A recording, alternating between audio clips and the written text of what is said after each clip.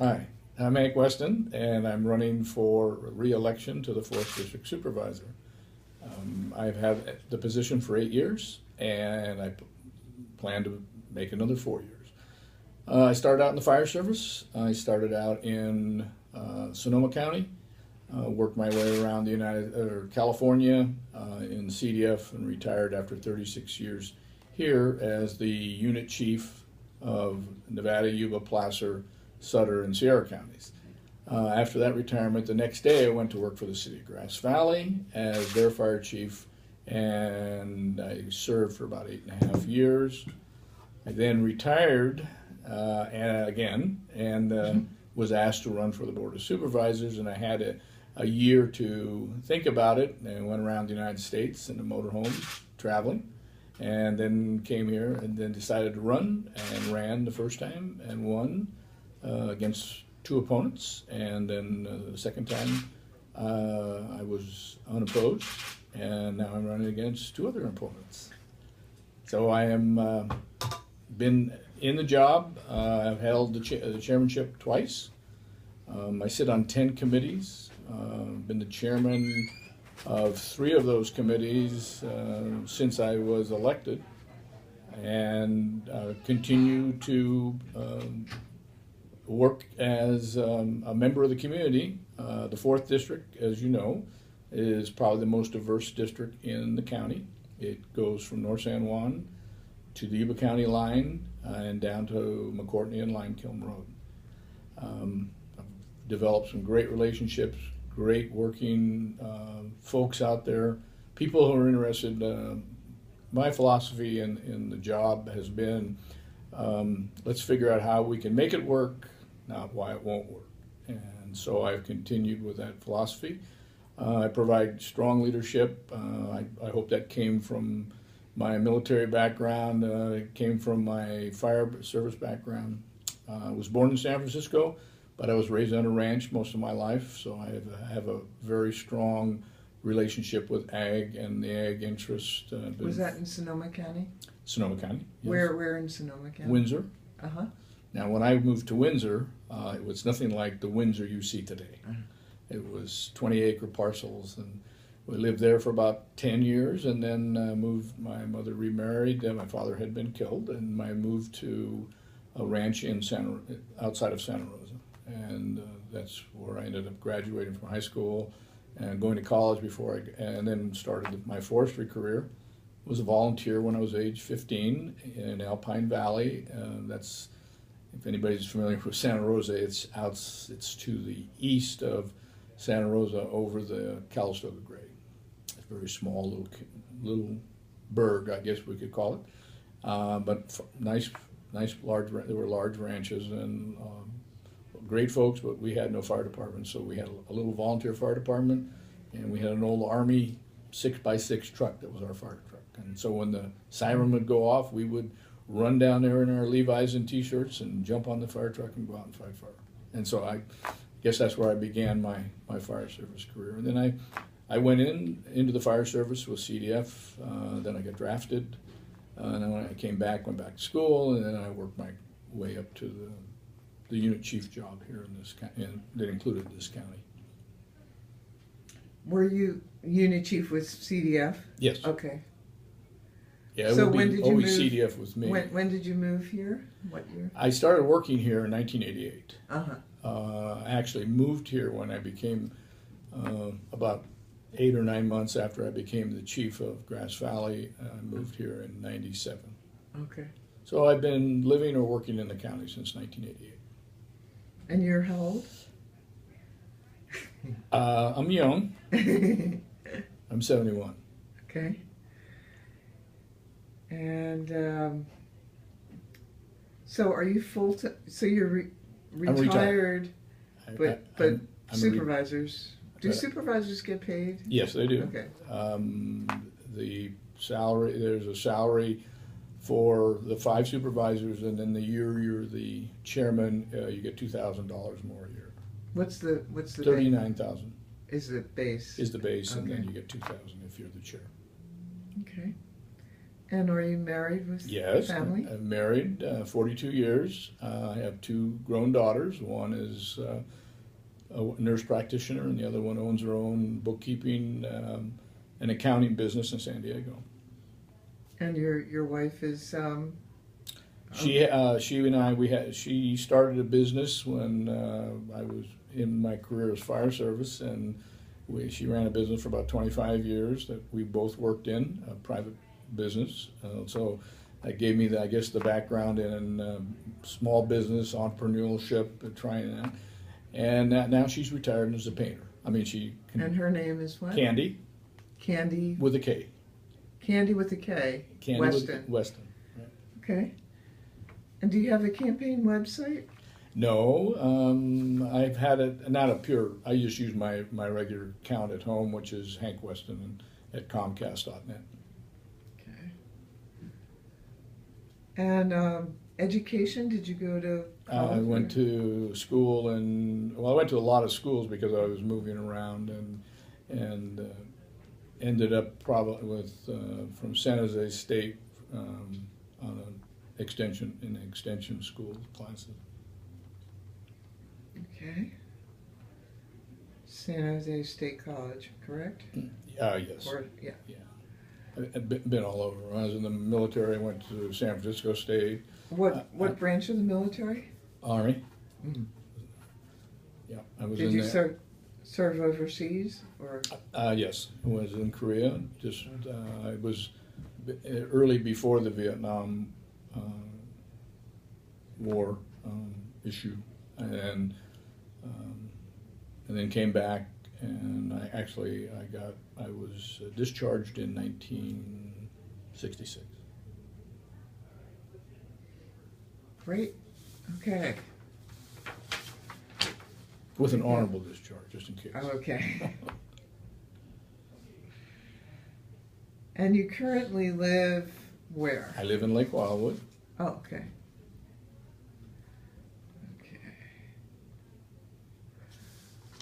Okay. Good. Okay, so we have 3 questions. Okay. And the first question, where do you stand on the medical marijuana cultivation ordinance, the new one that's will be on the November ballot as a result of this week's vote? Where do I stand on that one? I can't. Where do you stand on medical marijuana, and if you want to say where you stand on the ordinance, the current ordinance versus the new one, or Okay. whatever you, Okay. whatever your position Sure. is. I looked into it quite extensively during the process of putting together our ordinance, the county's ordinance, and dealing with that ordinance. And so I was pretty comfortable with what we did. I tried to make some changes, but with our ordinance, but it wasn't accepted by the majority of the board.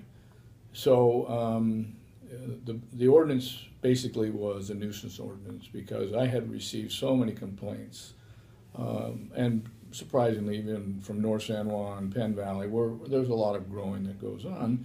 I went and did on-site visits, and I saw what people were going through. And so I knew their problems. I knew their issues. So we had to deal with something.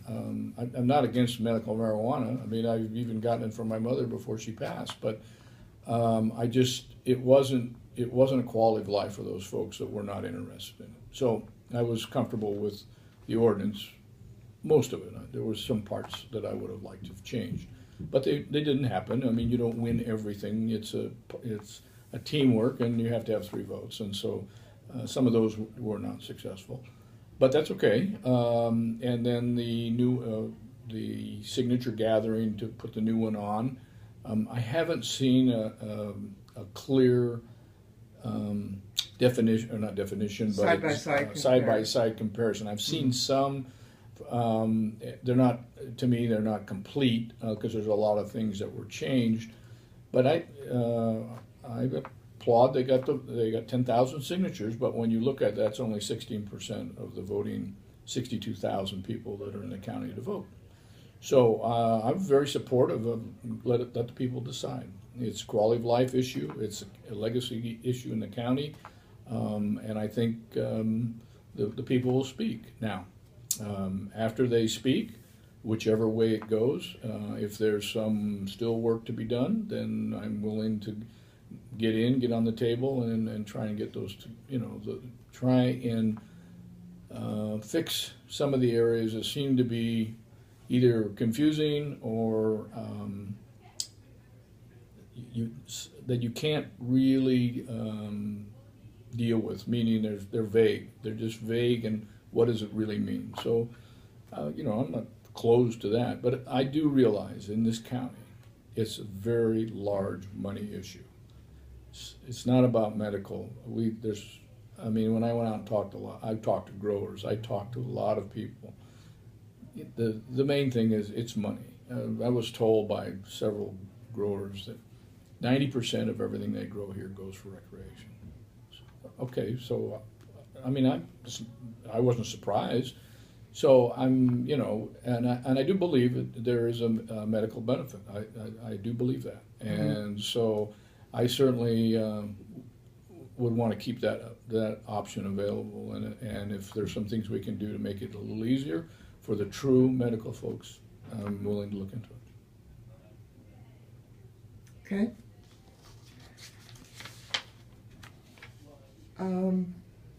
And recreational, you're opposed? Yeah, I don't. People can do whatever they want in their own lives. I'm not. I don't want to muck around in their world. I do believe it's a gateway drug. I started up in the '60s. I saw what it did to some of my friends and heavy users, and so I guess I do. I saw what it did in the military. So I do have my values about it, but I don't want to impose them on anybody else. It's my personal values. I think that probably we will be following Colorado in 2016. I just hope that the California state, if they're going to do it, they do it right, that they get the tax money out of it, and that it doesn't cost us as county taxpayers to monitor it, and that there's a return on the funding. And I just look at it as prohibition. It's not, didn't last, didn't make it. So if the values of the country decide that that's what they want to do, then let's make it work right to our benefit. Right. Got it. Good. Thank you. What do you plan to do about getting more high-speed internet access in the rural areas of District 4? Well, I've supported getting it. That's what will create more cottage industries for us. That will help businesses. Right now, there's several groups that are working, and a supervisor. We don't control that kind of issue. Our job is to facilitate everybody getting it, and if that means supporting grants, if that means we contract with the ERC, one of their supervisors sits on the broadband task force. So our job is really to go out there and make it easy to happen. If it requires rezoning, we've done some things in the county, make it easier for people to put up towers, make it easier for folks in their wiring to get those booster systems in. So we have to make it as least amount of problems to have it happen. Mm-hmm. But North San Juan is a big issue about high-speed internet, and there's an AT&T line that runs probably less than quarter of a mile away. And I was first elected. That was one of their big issues. So I went to AT&T, and AT&T basically said, well, there's not enough money into it for us. So, how do you force a corporation to say, well, okay, but be a nice guy and put it in anyway? Well, they just look at you and laugh. Now, until they get the number of users, I thought, well, maybe if we do a petition drive and get how many people would take AT&T if they ran the line over into town and branched off. It's a big investment for them, so they figure out what's my return, what's the return on my dollar investment, and how fast will I get it back. I mean, it's strictly corporate money. I mean, that's what they're doing. So we've got to figure out in the interim how to work around them through private, smaller entrepreneurships, and that's what we're doing. And then DRC, I'm glad to see that their new executive officer is. I've seen 4 of them since I've been here, and he is by far got the best vision, the best credentials to go out there and make this work. And so I'm truly convinced that we're going to see some big strides in not only other parts of the economic development, but certainly in broadband. Great. Good. Okay. Thank you. Okay, third question. What is the most important issue that you see in District 4 and Nevada County, and what do you propose to do about it? Wow, that's a large question. As a supervisor, our most important job is the budget. And people say, oh yeah, but what do you mean by budget? Well, our job, we don't deal with the nuts and bolts. That's not our job. We'd be micromanaging.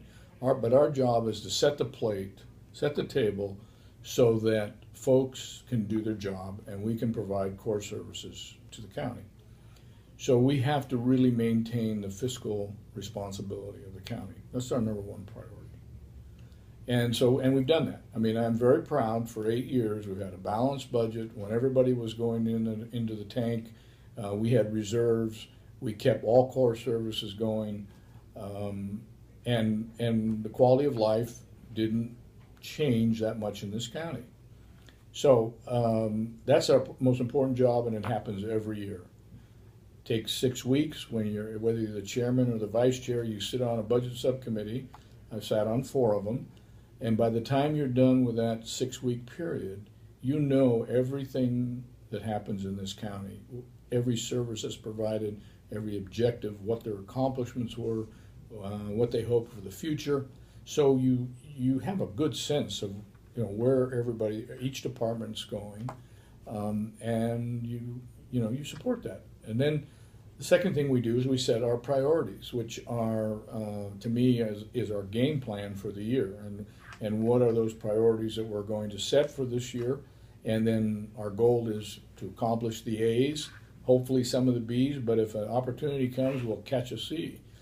So we're planning for those items and keeping the vision going forward and picking those.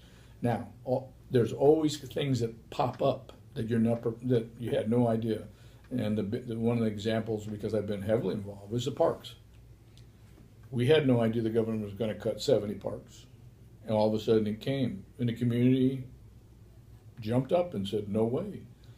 So since I have 2 of those parks in the district, which were on the list, it became a very high priority item. It wasn't on our list, but it became my high priority item. And between us, myself, the community, our partners, the nonprofits, all of the groups rallied, got the school kids involved, and we were successful. I did a small piece of legislation in the county to change the parking so that they could earn some money down at Bridgeport so that they could show the parks that they were generating some funds. But it took a lot of collaboration, a lot of partnership. What was the other park? The other park was Malakoff. Oh, okay. We're still working on it. It's open, but it's if you've been to Malakoff, you know how far out it is. I mean, it's not on the radar, but it is one of the national historic examples of the type of hydraulic mining that occurred, and the damages it did and what it left. Yeah.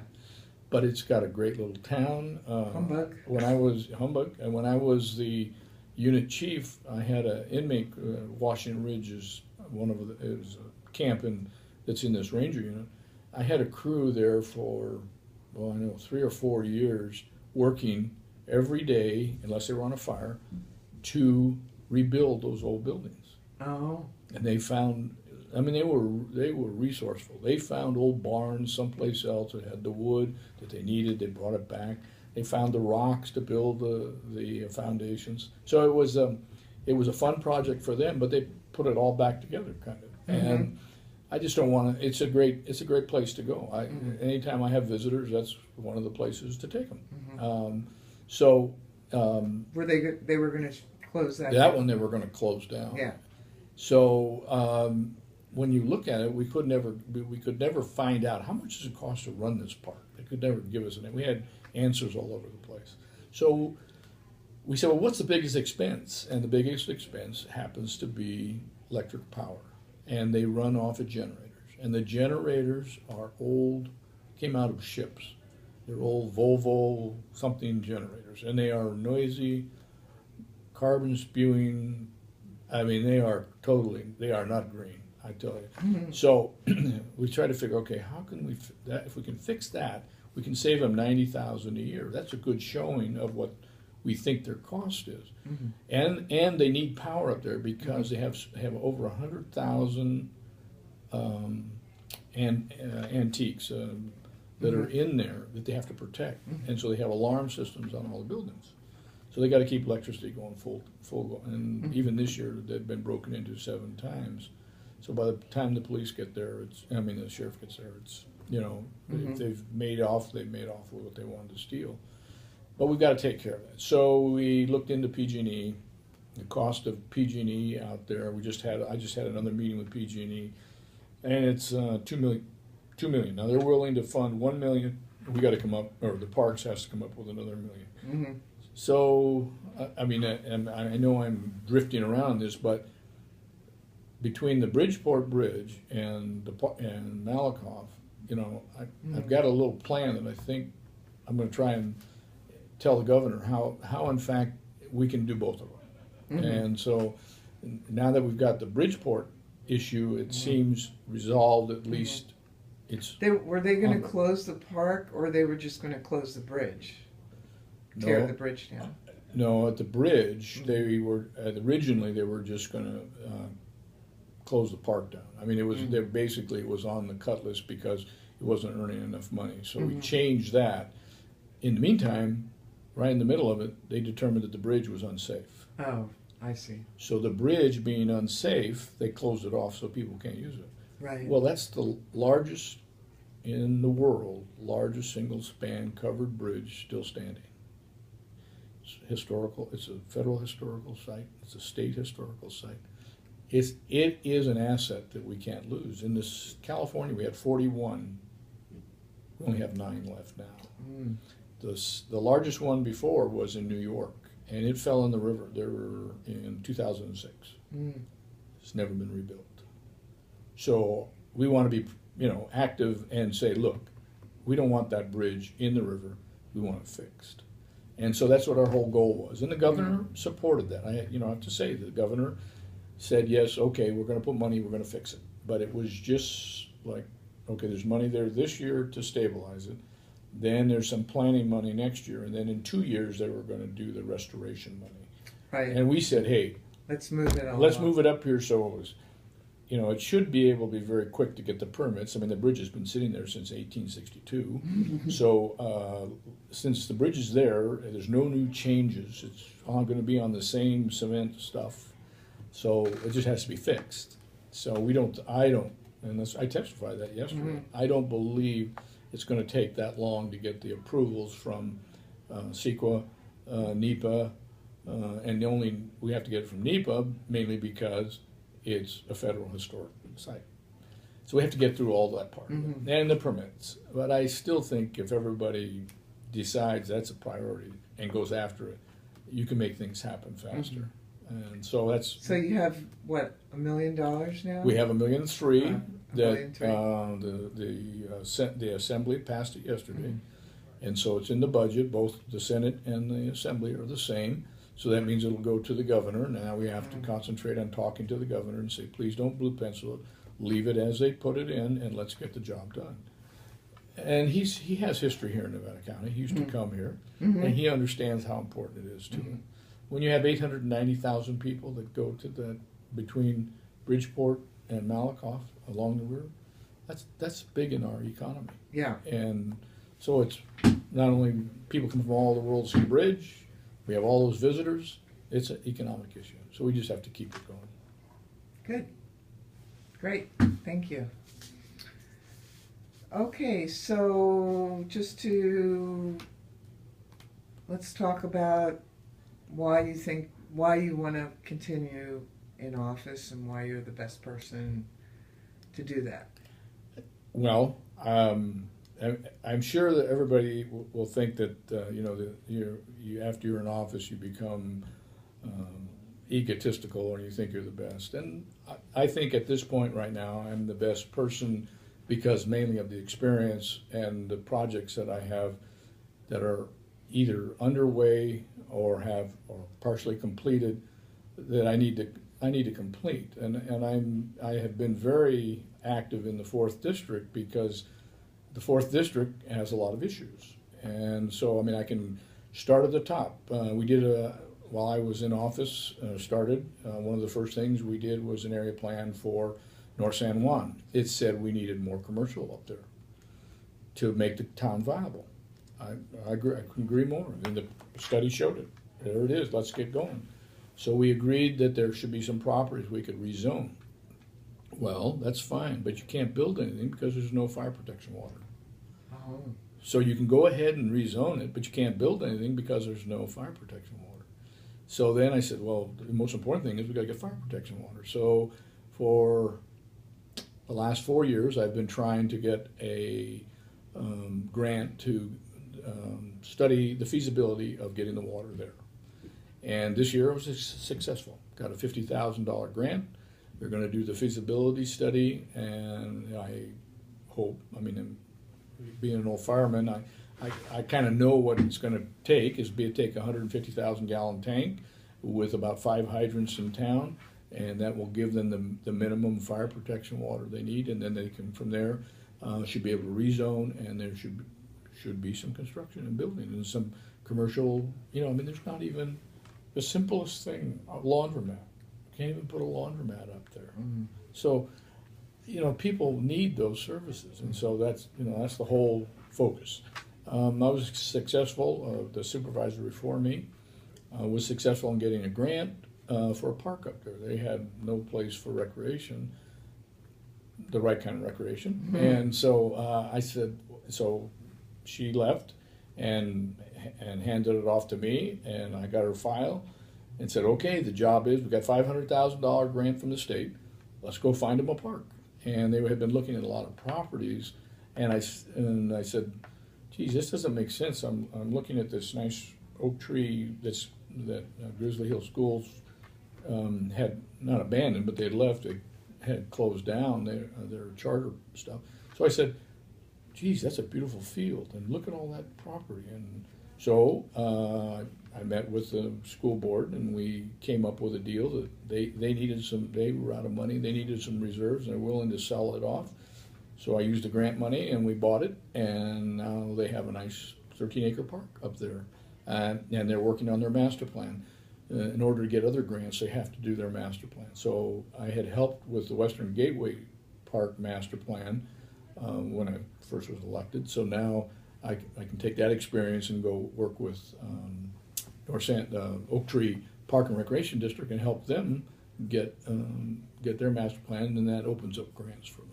So they should really be able to expand. They want to put a covered pavilion. They want to have a Maidu center, a replica of what happened in the Maidus, and they've got a great spot where there was big grinding areas, and so it's all very good. And they got a ball field now, and they fixed the irrigation, and now they need to put stands up so people can watch it, and they put barbecue tables up, and so it's becoming slowly but surely a center of the community. So that's good for me. And then in North San Juan also, the fire district is they're kind of by themselves out there. They're sitting across the river. They're far away from the other ones. They're part of the Nevada County Fire Service, but they're still kind of isolated. So and they need to raise their tax, and so I'm supporting. I tell the people what you need, why you need it, and how you're going to spend it. And since it's all going to be spent locally, let's hopefully the people will understand that. Yes, it's an increase, but it's an increase for us. Is that on the June 6th, 3rd ballot? June 6th. Or June 3rd, Measure Q. Measure Q. Yes. Okay, good. So, and then just moving down, I mean, there's the pipeline in Penn Valley, big issue. The Penn Valley plant was we're under citation in the county. When it was put in, they knew it was a very minimal plant, but was the only way they could allow the houses to continue because the groundwater was being impacted by septic systems. So they had to put the sewer system in, and it was very remedial. And so now we had two choices: fix that plant, or when we did a study, took 3 years, and came up that the best option in the future, looking at the future, would be to take the pipeline, take everything out of Penn Valley, take it down to the plant at Lake Wildwood, which is a high-end plant, and it has plenty of capacity. So now we're going to, and then there's a small little zone within Penn Valley also. So the two of those together combined, we get now we'll have one where we had three, and so that's what the Regional Quality Water Board wanted to see, regionalization. So we put in our grants and put in our requests, and went down and met with them several times, and they were great. They ended up funding the whole $5 million project to put the pipeline in as a grant to us. Oh, when was that? Recently? Yes. Well, it was verified, I guess, in January. But oh, okay. So what's great about that is none of the taxpayers get a cost increase. And so we get to upgrade the plant, or upgrade the wastewater treatment system, the distribution system, run it into a plant that can already handle it, close down the old plant. Where's the old plant? Are you familiar with Spenceville Road? If you go out toward Pilot Peak Winery? Not really. Okay, before it's corner of Indian Springs and Spenceville, just about a quarter mile. It's up on a hill. Okay. And so now we'll be able to decommission that and take that off. And basically take the whole distribution into Lake Wildwood. Into the Lake Wildwood plant. Okay. So but the key there, the most important part of that is there is a 134 mobile home park that was built in the 70s. It was the state's answer to low-cost housing. And then there's a shopping center. Both of those dump into a septic system? Not even, I won't even call it that. I call it, it's just a third world pond. And that's a state system. That's not a county system. We have no control over it. But they were starting to really ratchet down on that. It sits on private property. So in our discussions with them, the whole point was, look, we have to help these 134 mobile homes. And we have to help the shopping center, because if we don't, they're going to both go away, because the private owner can just walk away and say, I'm not going to pay any of that. And in essence, downtown Penn Valley become a ghost town. So by putting this pipeline in, then it gives us the opportunity now to get these folks hooked up to the pipeline, get the shopping center hooked up to the pipeline. Is it just sewer, or is it water too? Just sewer. Just sewer, okay. They have their own water. They have wells. They have a public well, what they call a public well, which gets tested quarterly. And so they're all going to be hooked up once this thing is... that's our goal, is get them hooked up to this pipeline. Therefore, it takes away any pressure for them. And I have a plan how to. I mean, I have another grant. I have a grant that we have that I want to go back and amend it and use that to help these. These are all low income properties to help offset their cost to hook up to the pipeline. So that's the objective. When does that start? I think they're going out they will go out this summer for the bids. once all of the, and I think all the environmental part's been done, Mm-hmm. and we figure once they break ground, it'll be about it'll take 2 years, roughly, maybe faster, but so a lot. I mean, that was very important, and it's gonna happen. So I'm. So you feel all these projects that you've been successful in kind of getting grants and moving forward gives you this experience in how to.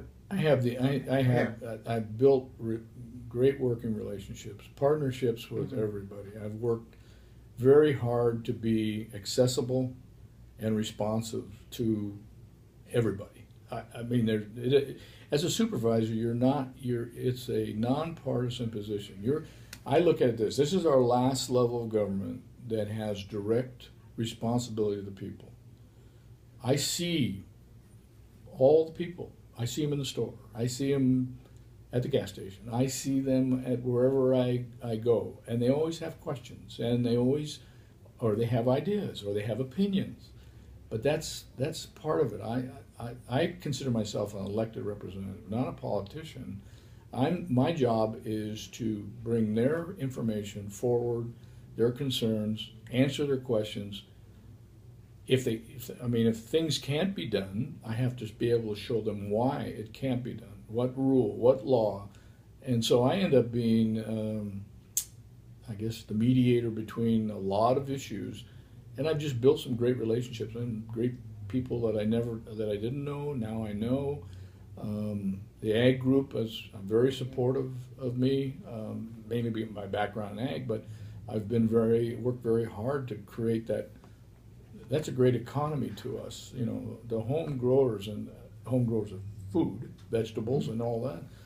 I think it's great, and to be able to eat, go to farmers markets and get locally grown food, and knowing that it's good, healthy, and buying it, it's great. And I think that's a great legacy we should have in this county. I think those farmers markets and the ability to do that is great.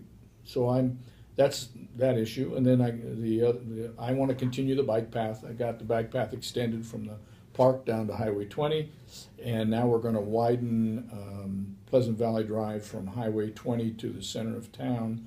And part of that plan is I want to also continue the bike path that we got to the center of town all the way to Highway 20 on the other side. So it's 2.5 miles, but it's nice. And then the big plan for me is to try and extend it on down to the gate at Lake Wildwood, because there's a lot of folks Lake Wildwood who ride bikes, walk, and wouldn't it just great to come out of Lake Wildwood and walk all the way to Penn Valley and walk home, go to the park on the way. I mean, there's so much use of that park. So I mean, it's a great quality of life issue. Just get yourself walking. Nice. The other two issues that are really prominent that I'm dealing with is the Mertz, the transfer station. Transfer station was an old dump. Used to be a burning dump way back, and then it became a dump.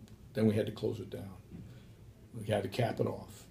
So it became a transfer station. Garbage comes in, they load it in the trucks go off, and they dump it in legal areas.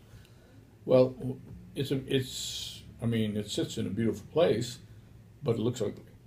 It's capped off though, right? The dump is capped off, but the actual transfer work is still sitting there. Oh. So you see all these. They're still using it as a transfer station. Okay. So we looked into moving it. And where is that? Well, we didn't move it because we looked at a lot of places, but everybody not in my backyard. Yeah. So in the long run, cost-wise, from the county and everybody, it was best to leave it there. Okay, so assuming that after we went through all the studies, it's best to leave it there. So then my goal, and I sit on the Hazardous Waste Commission, my goal is to change the look of it so that when you drive up, everything will be enclosed.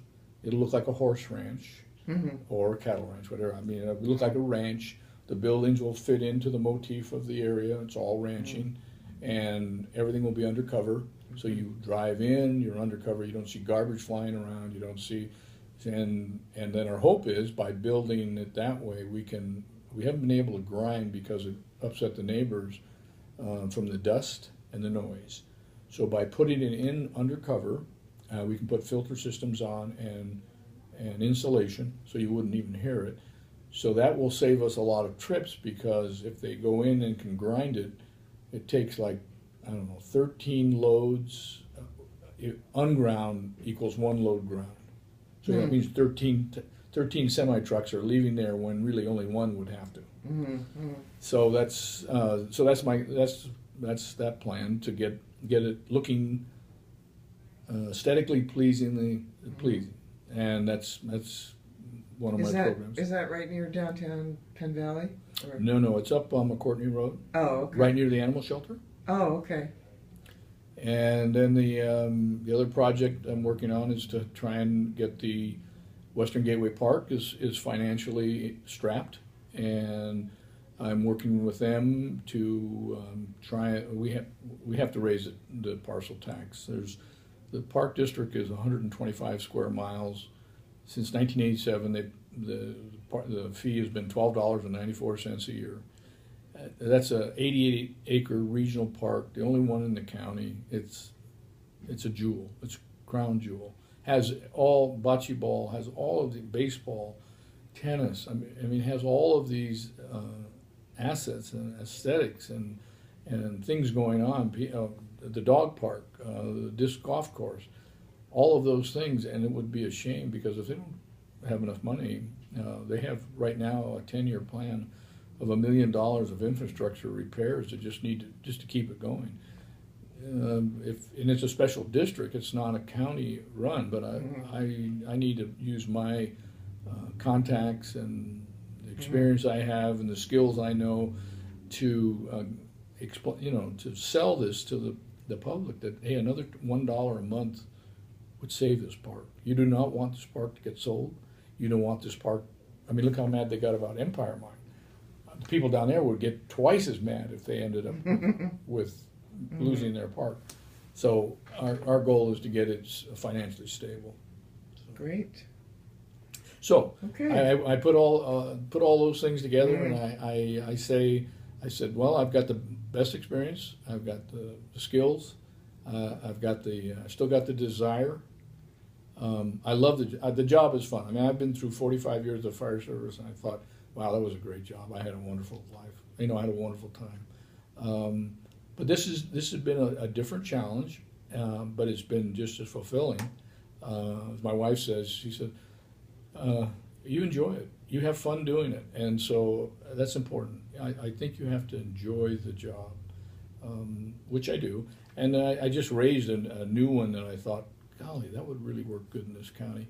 And so I'm going to push this year to, or as soon as we get through the budget process, MACs, Municipal Advisory Commissions. When I was the unit chief of this whole unit, and Placer County was one of my counties, they had them. Now, a MAC is a way for the public to get direct input to me and quickly, rather than have to hold a town hall meeting and then it's kind of confined.